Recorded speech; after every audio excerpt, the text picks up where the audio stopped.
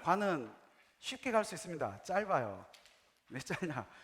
내용이 쉽습니다. 자, 대체로 머리, 가슴, 생활 지식. 포인트는 머리 지식, 가슴 지식, 생활 지식인데, 자, 1번 한번 볼게요. 대체로 사람들이 잘 사는 데 필요하다고 하는 것은 무엇인지 나눠보겠습니다. 어떻게 살아야 되느냐? 우리가 이 땅에서 어떻게 살아야 되느냐라는 생각이 깊은 사람들은 한다는 거죠. 자, 우리가 어떻게 살아야 될 것인가? 이런 이제 화두를 던져주고요. 1번, 2번 비슷비슷하죠. 그렇게 해서 넘어가시면 될 것 같고요. 이제 그러면 이제 거기에 관련된 여러 가지 이야기를 하고 정리를 하고, 자, 그럼 성경이 어떻게 말하는지 한번 봅시다라고 하고 잠언으로 넘어가는 거예요. 자, 잠언은 잘 사는 비결이 가득 채워져 있는 교훈집이라고 할 수 있습니다. 잠언은 어떻게 행하는 것이 잘 사는 것이라고 말을 하나요? 자, 잠언 1장 3절 지혜롭게 공의롭게 정의롭게 정직하게 행할 일에 훈계를 받아 하며, 자, 잠언은 이게 할 말이 많지만 짧게 하자면 잠언의 장르가 뭔 것 같아요? 그렇죠, 시. 대단하십니다. 역시 제자양육원 교사분들. 시. 잠언은 시예요. 지혜 문학이라고도 하는데 엄밀히 말하면 시의 장르고요. 잠언이 우리 한글 성경이 산문처럼 풀어져 있잖아요. 그런데 실제 그게 시의 운율에 맞춰서 쓰여진 거거든요. 그래서 번역을 우리가 한글 비슷하게, 산문 비슷하게 해서 그렇지 사실은 시의 형식입니다. 시의 형식이고, 7장 4절에 보면 어떤 말이 나오면 지혜에게 너는 내 누이라, 이런 말이 있어요. 7장 4절에 있습니다. 이게 무슨 말일까요? 너는 내 누이라. 이게 고대 중동 지방에서 청혼할 때 하는 표현입니다. 이해하십니까? 그러니까 나랑 결혼해 주세요 할 때, 그 기독교식으로는 뭐가 있죠? 네? 그렇죠. 아유, 훌륭합니다. 내 갈비뼈가 되어주라. 그렇죠. 기독교식으로는 우리 알잖아요.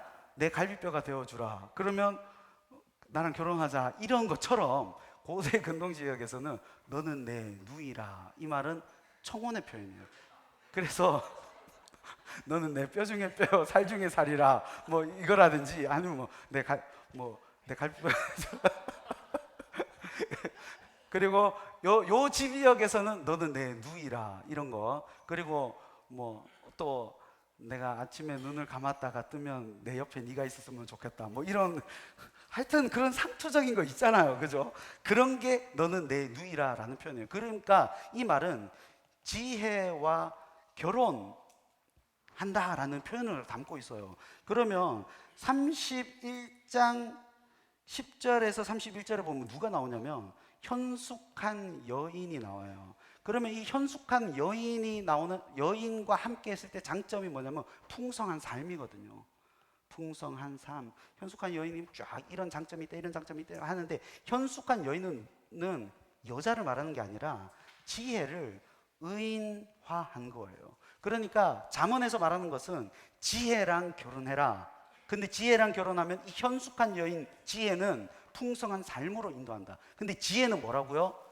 여호와를 경외하는 거. 그죠? 그래서 결국 잠언은 여호와를 경외하면 그것이 지혜의 근본이고, 이거는 풍성한 삶으로 이어진다라는 것이 이제 그 잠언 전체의 핵심적인 거거든요. 그래서 잠언이 잘 사는 비결이라는 말이 맞습니다. 맞고요. 그 다음에 굳이 지금 뒷부분 짧으니까 1장 1절에서 7절 지혜, 이게 잠언이요. 잠언 지혜의 본질이나 필요성을 다루고요. 이게 서론이죠. 그 다음에 본론에서 1장 8절부터 어디까지 해질까요? 31장 9절까지 이어지는데, 여기에 또 9장 28절과 10장 1절을 딱 나누면 요 앞부분은 지혜 담화, 지혜의 가치가 등장하고, 요 뒷부분은 잠언 경구들이 등장하죠. 지혜 지혜의 실현 이렇게 할 수 있고, 그 다음에 31장 10절에서 31절까지 마지막 여기 결론이죠. 거기는 지혜와의 결혼이 가져다 주는 유익들. 자, 글씨 알아보겠습니까? 예. 하여튼 뭐 다 유튜브에 있으니까 그냥 나중에 한번 보세요. 예. 자, 이렇게 하시고 넘어가도록 하겠습니다. 자, 4번 한번 볼게요. 잠언은 그렇게 행하기 위해서 무엇이 필요하다고 말하나요? 이는 지혜와 훈계를 알게 하며 명철의 말씀을 깨닫게 하며.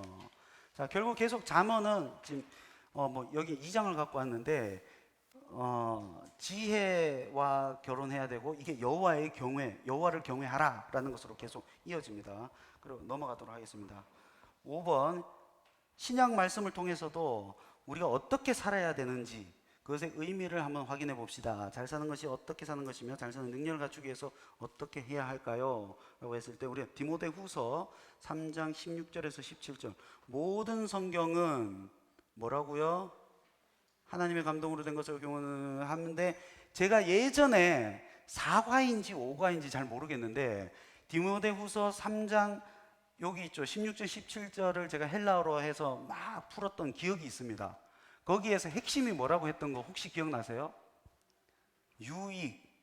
모든 성경은 유익하다, 요거예요. 모든 성경은 복음서 플러스 구약이라고 제가 그것도 한번 설명을 했던 것 같고요. 나중에 한번 살펴보시면 될 것 같고요.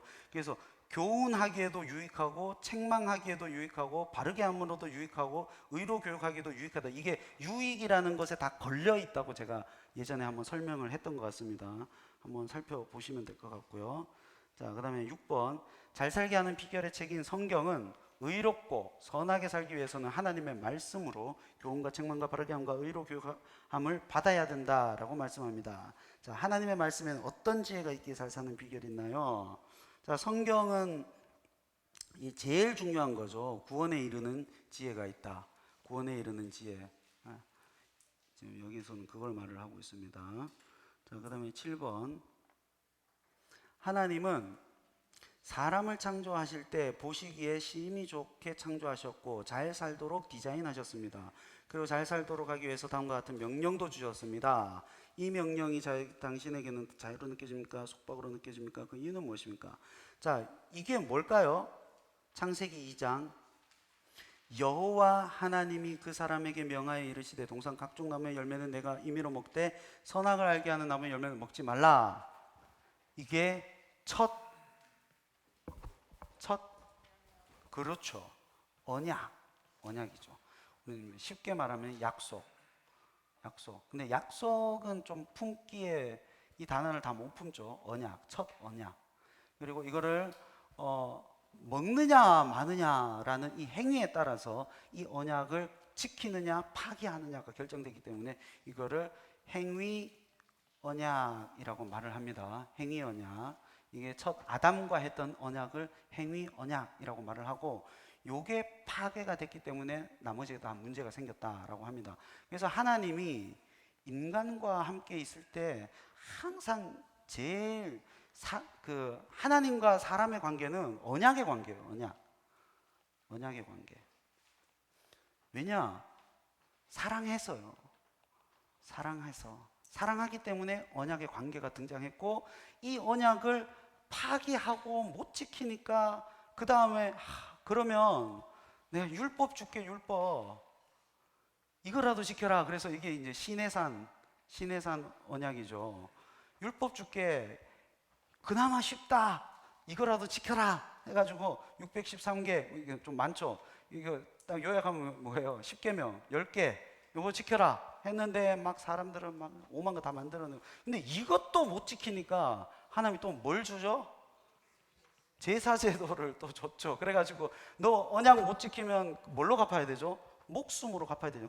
또 동물의 목숨으로 내가 대신 받을게. 그래가지고 제사제도에 계속 갱신하는데 지금 점점 약화되는 게 뭐냐? 하나님의 강력한 기준들이 점점 약화되는 거예요. 그래서 나중에는 돌판에 새겨졌다가 실제 나중에 이게 돌판에 새겨졌는데 안 되고 이것도 안 되니까 동물 뭐 목숨 짓고 뭐 또 안 되고 이렇게 하다가 도저히 안 돼가지고 어디에 새겨버려요?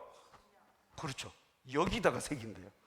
그래서 우리가 안 되니까 성령이 새 언약이라고 하죠. 내가 너에게 나의 영을 부어주겠다. 그래가지고 성령이 딱 오셔서 순종이 가능하게 만들어버리는.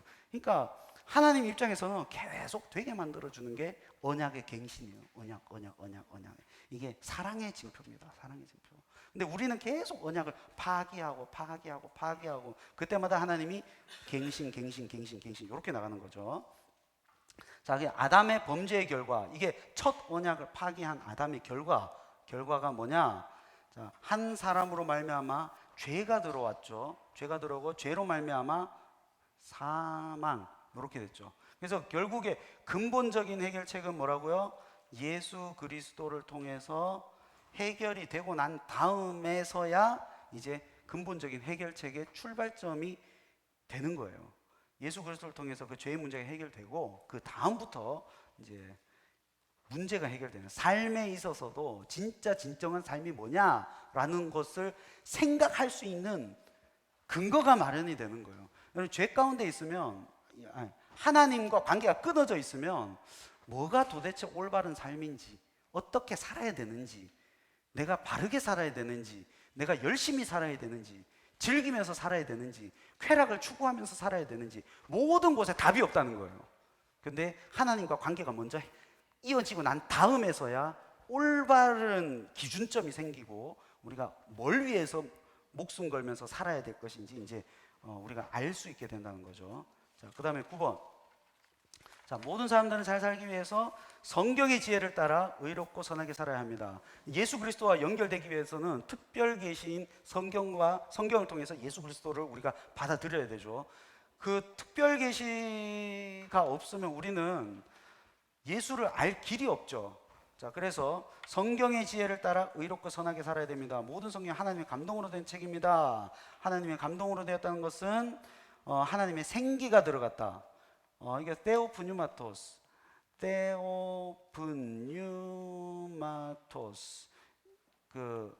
요게 테오스, 이게 하나님이라는 헬라어죠. 하나님. 푸뉴마토스는 푸뉴마라는 성령의 푸뉴마토스, 푸뉴마티, 푸뉴마타 해가지고 이게 소유격이라서 여기 푸뉴마토스 이렇게 된 거고, 푸뉴마, 성령 혹은 영. 그래서 이게 구약에서는 다양한 게 대부분 신약으로 넘어가면 푸뉴마로 번역이 됩니다. 그래서 여기에 여호와 하나님의 땅에 흐르 주셔 생기를 그 코에 불어넣으신 사람이 생명이 된지라. 여기 생기가 이렇게 되는데, 이 단어가 여기랑 같이 볼게요. 여기 또 생기 있죠. 이거 많이 들어보셨을 거예요. 여러분, 루아흐 들어보셨어요? 루아흐 많이 들어봤죠? 요거는 그렇죠. 그리고 영. 이게 문맥에 따라서 이렇게 합니다. 근데 요 단어와 네샤마라는 요 단어가 교차적으로 쓰이긴 합니다. 근데 엄밀히 말하면 달라요. 근데 이게 70인경이라고 구약 성경을 헬라어로 번역하는 성경이 있습니다. 거기 보면 대부분 다 그냥 푸뉴마예요. 푸뉴마. 그래서 푸뉴마. 이게 그러니까 신약으로 오면 요 단어밖에 쓸 게 없어요.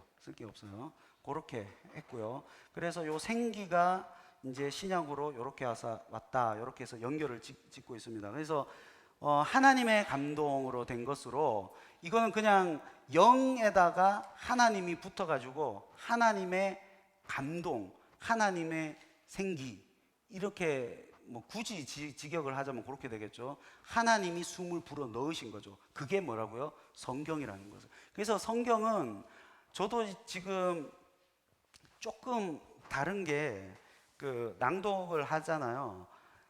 일반 책을 그러니까 제 아내 입장에서는 일반 책 낭독도 많이 했어요. 왜냐? 아들한테 3살 때부터 책을 읽어줬으니까. 생각해 보세요. 동화책 낭독을 얼마나 많이 했겠어요. 그리고 동화책과 여러 가지 책과 지금은 그 수준이 점점 높아져요. 8살인데 조금 좀 더 높은 한글책을 계속 읽어주는 글을 수년간 해왔는데도 감정 컨트롤이라든지 뭐 짜증도 그대로 나고 막 이랬는데 성경을 낭독하면 다르대요. 그래서 성경을 아침에 읽으면 애와 함께 있으니까 막 이렇게 해가지고 그래도 오늘 했다. 근데 밤에 성경을 읽을 때가 있잖아요. 또 밤에 읽으면 성경이 있는데 그냥 뭔가 그 뭐랄까 하나님의 영이 임하는 듯한 느낌 있잖아요. 그 기도를 막 한 몇 시간 하고 나면 막 오는 그런 느낌이 확 온대요. 성경을 읽는데. 그러니까 낭독을 그래서 이 성경이 뭔가 있구나. 그렇지 않습니까? 여러분, 이게 어마어마한 겁니다. 성경을 읽는 거는요, 저는 기도하는 것과도 똑같다고 생각해요. 내가 만약에 시편을 소리내서 읽는다 해보세요. 어마어마한 찬양의 기도를 또 소리내서 하는 거잖아요. 제가 또 놀라운 사실은 제가 비서실에서 목요일 날 식사하러 이렇게 가가지고 우리 훈련위원회 임원들이랑 식사하러 가려고 저녁 7시쯤에 7시 좀 덜 돼가지고 딱 나오는데 또 우리 비서실에서 또 누군가가 비서실에 계신 있죠. 교역자 말고 하여튼 있습니다. 그래서 또 성경을 낭독을 크게 하고 있는 거예요. 7시니까 아무도 없다 생각하고 그걸 보면서 제가 뿌듯한 게 이게 전염되고 있구나. 전염되고 있구나. 이게 능력이 있다니까요. 이게 하나님의 감동으로 됐으니까 그렇다는 겁니다. 이게 그냥 되는 것이 아니라 성경을 읽을 때 하나님의 놀라운 역사가 있다는 거예요. 자, 10번. 하나님이 생기는 성경을 읽으면 4가지 유익이 있습니다. 유익들은 무엇인지 서로 설명해 봅시다. 지금 유익이랑 연결시켰죠. 제가 지난번에 말했어요. 유익을 교훈과 책망과 바르게 함과 의로 교육함에 유익하다 이렇게 연결을 다 했었죠. 교훈은 가르치는 행위고요. 지는 행위. BDAG의 정의에 보면 그렇습니다. 책망은 꾸짖음, 바르게 함은 교정, 그리고 의로 교육함은 책임 있는 삶을 위한 가이드 제공. 이렇게 되어 있습니다. 자, 그 다음에 11번. 잘 살기 위해서 근본적으로 성경의 구원에 이르는 지혜를 따라 그리스도를 믿어야 하고, 이게 1차적인 거죠. 1차적인 거. 동시에 이제 성경을 통해 교훈과 책망과 바르게 함과 의로 교육을 받아야 됩니다. 교육을 받아야 돼요. 그리고 훈련도 해야 되고.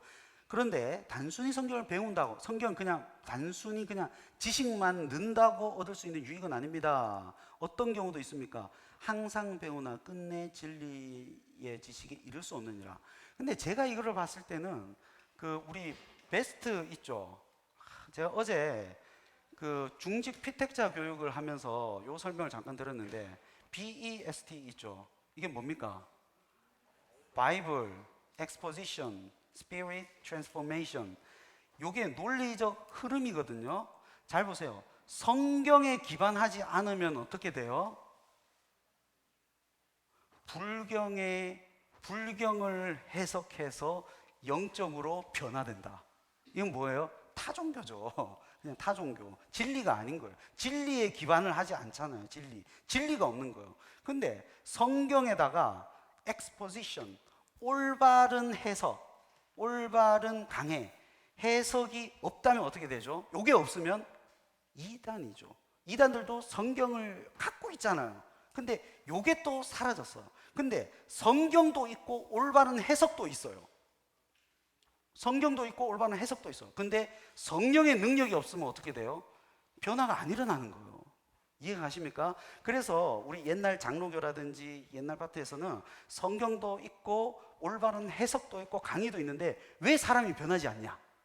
이러면 결국에 뭐가 문제였어요? 성령의 능력이 없었다는 거예요. 이게 논리적으로 다 이어져요. 그러면 근데 우리 영파들 있죠. 영파들은 문제가 뭐예요? 성령은 있어요. 근데 바이블과 엑스포지션이 없어요. 그러면 두 개가 빠지면 또 논리적으로 트랜스포메이션, 변화가 없는 거예요. 이게 이 BEST가 기가 막힌 논리 구조 아닙니까? 그래서 이게 다 있어야 된다는 거예요. 그래서 그래야 사람이 변한다는 거예요. 근데 저는 낭독을 계속 강조하는데, 낭독은 예를 들어 성경 앞부분을 읽잖아요. 특정 부분을 읽었어요. 낭독을 했어요. 그런데 그냥 성경을 눈으로 읽으면 전후가 기억이 잘 안 나는데, 어제 만약에 한 10장까지는 안 가고 한 5장 읽었다고 칩시다. 근데 6장부터 읽는데 소리 내서 읽으면 기억에 더 선명하게 남아가지고, 요한복음을 거의 다 읽었을 쯤에 어떤 느낌이 드냐면, 한 자리에서 한 호흡으로 성경을 다 읽은 듯한 느낌이 들어요, 낭독을 할 때. 그래서 뭐가 생기냐면 통전적으로 성경을 읽게 되는 느낌이 들거든요. 그러면 더 문맥에 따라서 해석을 할 수 있는 눈이 일반 평신도들, 양육생들한테 띄어진다는 거예요. 그래서 성경을 통으로 읽을 수 있어요. 그래서 저는 낭독을 되게 강조하는 거고요. 그래서 바이블과 엑스포지션과 스피릿과 트랜스포메이션으로 이어지는 이 논리적 흐름, 이 시스템을 구축을 해서 다 들어가야 변화가 일어난다는 겁니다. 자, 나머지는 쉽고, 머리 지식이 가슴이 지식이 되고 생활 지식이 된다. 우리가 그 단순히 머리로만 하는 것이 아니라 가슴으로 넘어가기 위해서 우리가 교육과 훈련, 그리고 묵상, 암송 이런 것도 들어가야 되고요. 그 다음에 순종을 할 때 생활 지식으로 넘어가서 실제적인 능력이 나타난다는 거고요. 이제 그걸 다루고 있습니다. 자, 제가 기도하고 마치도록 하겠습니다. 사랑의 하나님 아버지, 감사드립니다. 오늘 우리 선생님들에게 힘과 능력과 지혜와 권세를 허락하여 주셔서 오늘 우리 양육생들을 잘 지도할 때 섬김, 정말 예수 그리스도의 사랑으로 섬기게 하여 주시옵고, 정말 참된 진리를 잘 가르칠 수 있도록 하나님께서 지혜도 허락하여 주시옵소서. 오늘 하루의 사역을 강력하게 붙들어 주실 줄 믿사오며 예수 그리스도의 이름으로 기도드립니다. 수고하셨습니다.